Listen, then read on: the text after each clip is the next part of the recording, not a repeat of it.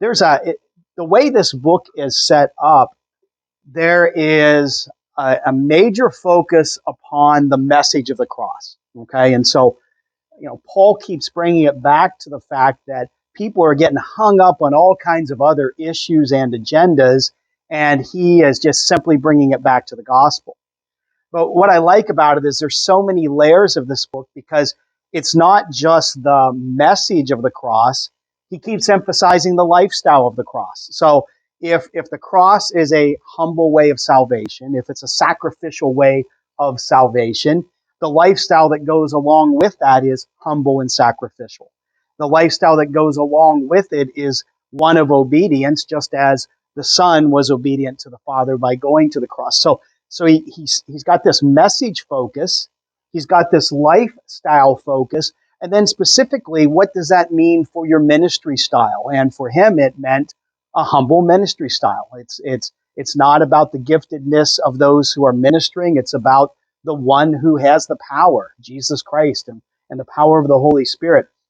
And so the focus is on us emptying ourselves, us relying upon him, us using our gifts and abilities, but doing it in a humble way and in a united way and in a teamwork way and in a way that values others over ourselves. And so we've seen that over and over in this book, and it's now just going to build with the remaining lessons that we're able to look at. So if you think about the passage that we're going to go into today, again, it's this idea of layers of teaching. Okay, he keeps bringing up different ways of applying the same principles.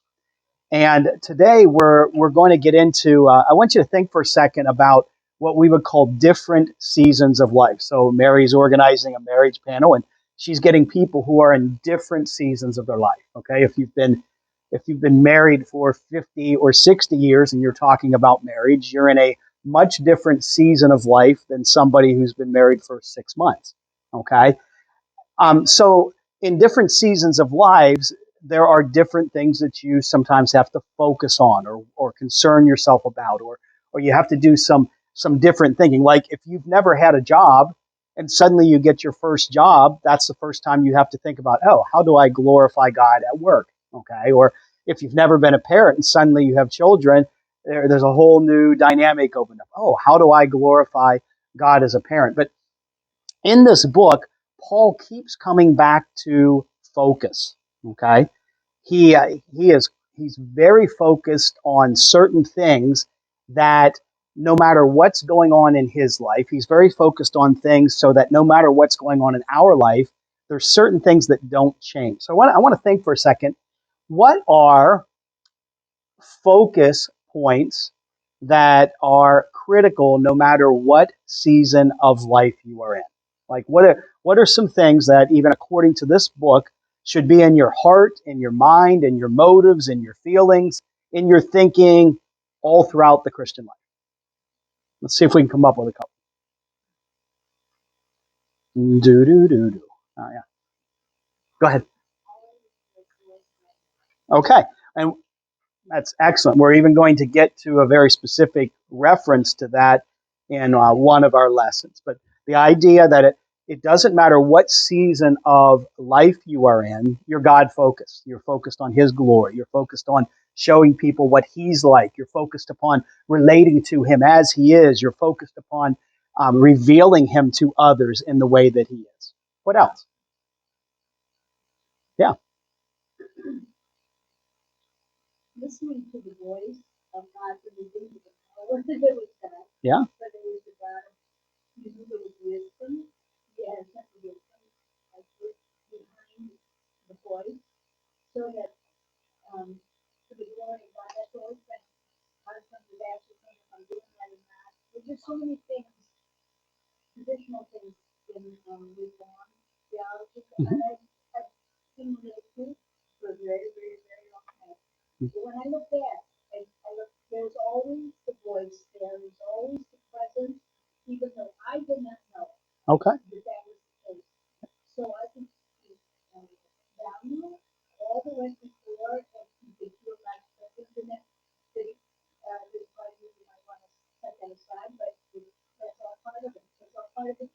Okay, good. So listening to the voice, and yet, and this is an interesting exercise sometimes that we get too busy to do. So it is reflecting upon what God has done in different seasons of life. Like a lot of you are a little young yet, so you don't have lots of seasons. But the more seasons you get, you can look back and you can start even, man, that was a lousy 5 year period, or wow, those 10 years were pretty cool. I realize for some of you, then you're getting up to almost all the years that you've had, but looking back history wise, and also listening for the voice of God, because I mean, sometimes we are like, well, I want a fancier message. I want a better sermon. I want to go deeper. I want a better book or a deeper book. Did you ever notice how often God repeats himself? Okay. And it's pretty simple stuff over and over again. He does it in different ways with different illustrations, but it's because we're hard headed. Okay. And we don't get it the first 25, 30 times, which is why if you read the Bible every year of your life, from cover to cover, you would still die not having noticed everything, not having applied everything. Okay, so focal points, no matter where we're at in our lives, we are to glorify God. No matter where we're at in our lives, we are to listen for the voice of God, and we're to look back upon what God has done that maybe we didn't notice before. Anything else that comes to your mind?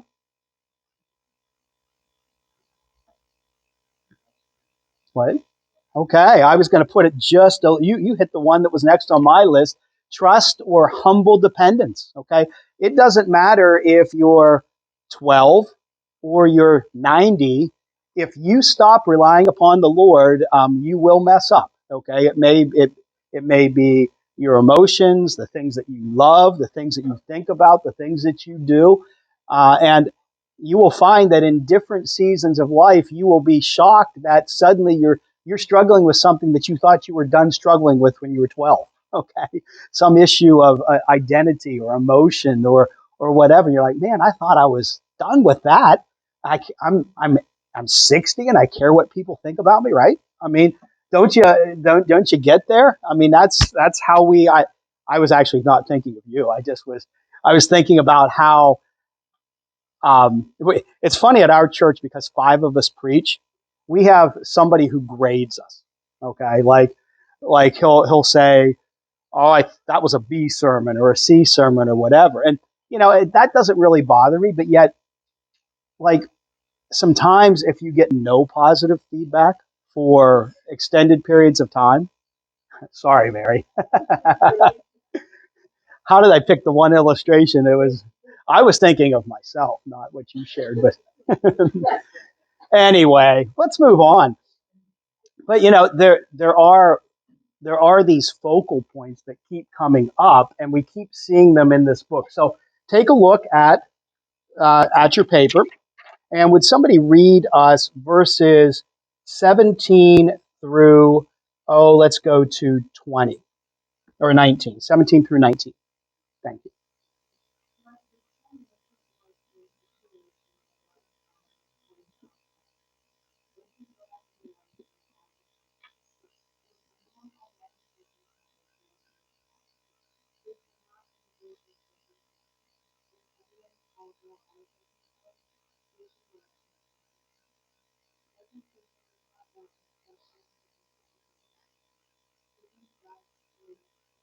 All right, thank you. So there is a temptation. I'm thinking back to when my kids were little. There was a cartoon series on at the time that took famous stories from the Bible, famous stories from history, famous stories from Greek literature, and put them into cartoon form. And they all had like a little moral or fable that they were trying to get across to the kids. And I can still remember this one, and I don't remember where the story actually came from, but it was a young man in the story, and he was never content with the season of life that he was in. He was always looking ahead to the next thing that would happen in his life, and he was excited about what was next, not about what he was doing right now. And so in this account, he was given this ball of yarn where every time he tugged on the yarn, it would fast forward him. If he pulled a little bit, it would fast forward him a little bit. If he pulled a lot, it would fast forward him a lot. And he kept pulling on it and pulling on it, and suddenly he realizes his life is almost over because he was never content with the stage of life that he was in. And I think sometimes we can get there spiritually, where it's like, you know what, Lord, if I can just get through this period of being a student, this summer I'm really going to serve you. I mean, this summer I'm going to listen to your voice. This summer I'm going to depend. This summer I'm going to serve others. This summer I'm going to read your word, right? And then you get some kind of crazy summer job and a calendar full of commitments. It's like, well, Lord, I know I'm getting a job in the fall. I'm going to really serve you then. And if we're not careful, we are never content with where we're at right now and never glorifying, depending, hearing the voice right now. You see what the problem is?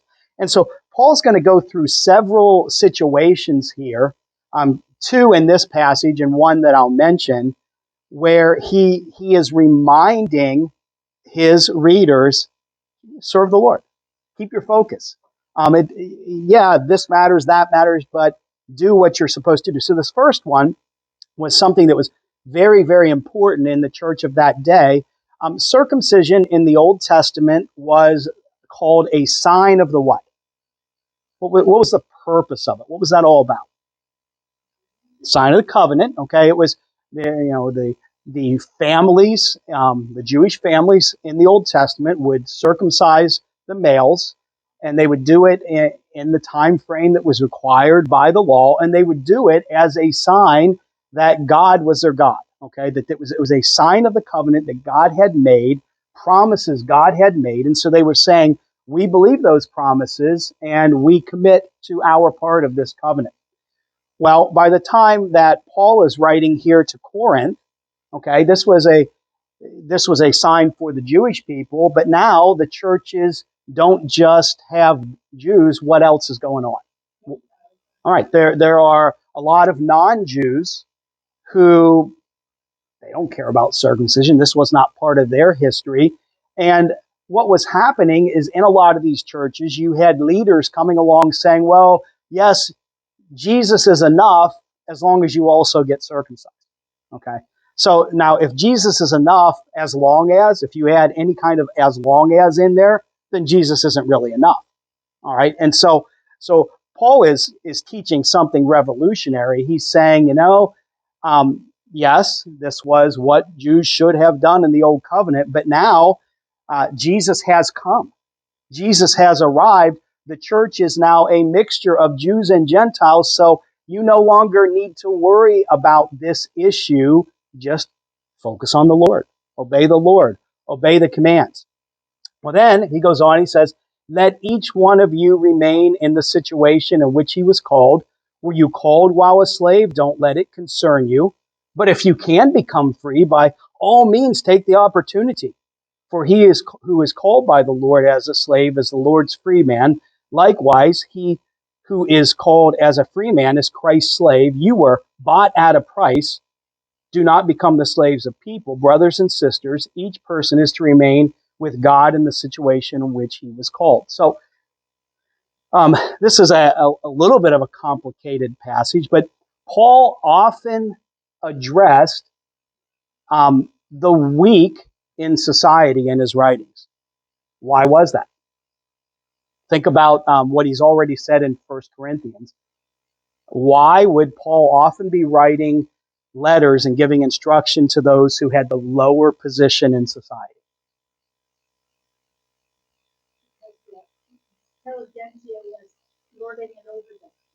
That, and because what did he say about who is most likely to respond to the gospel? The weak, the poor, or the powerless. Okay, and so he's coming into a situation where a lot of those who have responded to the gospel are in situations where they are household servants. They are slaves. Now, their form of slavery was different than American form of slavery. Okay, but it was still slavery. I mean, you still weren't as free as you wished you were. You weren't the boss. And there would be an immediate what he does is he doesn't call for those in weak positions to like rise up and overthrow and completely change society, because what would probably happen to them if they tried to do that in those days? Like, how did the Romans deal with revolutions? Execution. Okay, it would not have been a very smart strategy. And so what he's doing is he does this with lots of different relationships. He says you are in the weaker position, yet because you have the Lord, you are now in an actually stronger position than you ever could imagine yourself being. And so he reminds them, and he makes within the church an equality that is not dependent upon social position. In fact, within the church, the rich person who has lots of servants or lots of employees is no more important than the one who is in the lowest level of society. It was very, very revolutionary, but it was subtle. Okay. Now, so I put up here contentment. What he's really getting at in these relationships was you need to stay focused upon glorifying God, depending upon God, obeying God, all these things that we just mentioned, no matter what your position is in life, no matter what your role is. So the word that I put down there is contentment. Skip over faithfulness and fruit for a moment. We'll come back to that if we have time. But I do want to mention there are people who will turn to these passages and they will try to use them as justification for Christians in the South and America owning slaves. I think if Paul was writing in that time to people who had power, to people who were making decisions based upon race, to people who were showing favoritism, his teaching would have been much different and directed to them. Here he's dealing with those who have no social power, no ability to change their situation, and he's telling them how they should respond. Anyway, let's go down to verse 23. Would somebody read until I tell you to stop? Thank you, Gertrude Allen. If not, I'll do it, but that's all right. Everything is permissible, but not everything is beneficial. Everything is permissible, but not everything builds up. No one is particularly the leader of the good of the other person. Eat everything that is sold in the meat market without raising questions for the sake of conscience. Since the earth is the Lord's and all that is in it, if any of the believers invite you over and you want to go, eat everything that is set before you without raising questions for the sake of conscience. But if someone says to you, this is food for the sacrifice, do not eat it out of consideration for the one who told you and for the sake of conscience. I do not mean your own conscience, but the other person. So why is my freedom judged by another person's conscience? If I partake with thanksgiving, why am I criticized because of something for which I give thanks? So whether you eat or drink or whatever you do everything for the glory All of right, God. stop there. Thank you. So is that probably, Diana, what you were thinking of when you gave your answer a little bit ago? So we're back to, if you will remember, several times in this book, Paul deals with the issues of your rights and your freedoms as a Christian, um, and how you should exercise them when you are with other people who don't feel the same freedoms. And what did he say about those things? How were they supposed to respond? What were they supposed to do? All right. So, especially when it was this issue of what do you do when you might remember, and maybe you don't. We talked about this, but they would go to these markets there in Corinth, and it was a pretty common practice in Corinth and other places that you would have all of these temples to various false gods. And at those temples, there would be animal sacrifices made, but not all of the animal would be burned up. Not all the animal would be used as a sacrifice. And in fact, they would take some of the meat and then they would sell it in these marketplaces. So it was probable if you went to the grocery store of that day that part of what was being sold was something that probably was used in one of these ceremonies. So you couldn't be sure. Some of it was, some of it wasn't. All right. And so he's basically saying, look, you gotta draw your line somewhere. If you're out in the marketplace and you have no idea where it's come from, just eat it. Okay. You just buy it, just eat it. But there's also a situation, and he's given this in several different places, where you know that something has come from one of these idolatrous festivals, and the person that you're with, it's just going to mess them up. Should you eat it then? No, because you should exhibit love for others. He set the same example when he said, I have all kinds of rights as an apostle. I have a right to a paycheck. I have a right to this and a right to that. But I set all of these rights aside because I'm focused upon glorifying God. I'm focused upon others. I'm focused upon sharing the gospel. And even though I have the right to do some things that I have the right to do are going to interfere with the gospel. And I need to maintain that focus because, again, whether you eat or drink or whatever you do everything to the glory of God. So he keeps bringing these same ideas up again and again, and he does it in different relationships. Another passage that we're not looking at today, he deals with marriage, and he says, hey, if you're married, stay married. If you're not married, that's okay. Stay single. Of course, then he goes on and he says, but if you do marry, you're not in sin. Okay? He's trying to get our focus less on our circumstances and more on what? Glorifying God, more on serving God. Give no offense to Jews or Greeks or to the church of God, just as I also try to please everyone and everything, not seeking my own benefit, but the benefit of many so that they may be saved. Imitate me as I also imitate Christ. Now let's talk about this for a couple minutes. What makes it hard to be content? What makes it hard to be focused right now at the season of life that you are in?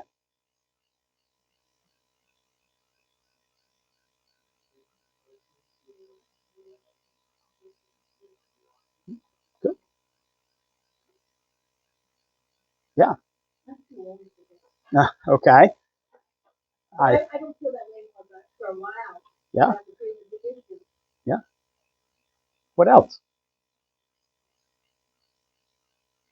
Other thoughts? Yeah.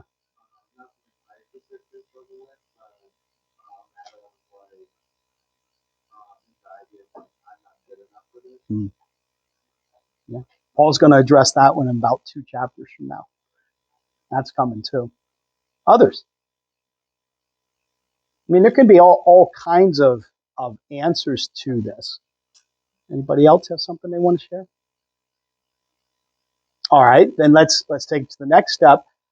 When we have struggles like comparison, struggles like looking at ourselves and saying, I'm insufficient, I'm not good enough, or I'm too old, or whatever it is, how do we do what this is telling us to do? How do we maintain contentment? How do we maintain focus? How do we glorify God? How do we do it when we're tempted by so many things to lose our focus? Yeah.